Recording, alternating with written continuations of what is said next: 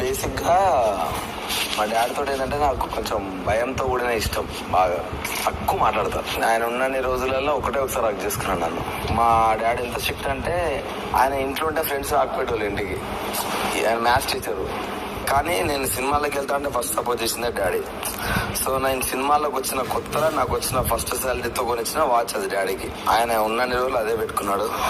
So ఒకటే ఆయనతో నాకు మెమరీ. That's it.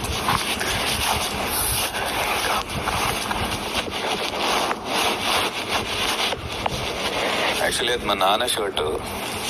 చాలా నేను ఊరి నుంచి బయట ఉంటా అని బేసిక్లీ అబ్బాయిలకి నాన్నతో అంత హక్ చేయాలన్నా ఉండదు కాబట్టి ఆయన తెలియకుండా దొంగతనం చేస్తే అనమాట హక్ ఫీల్ ఉంటుంది.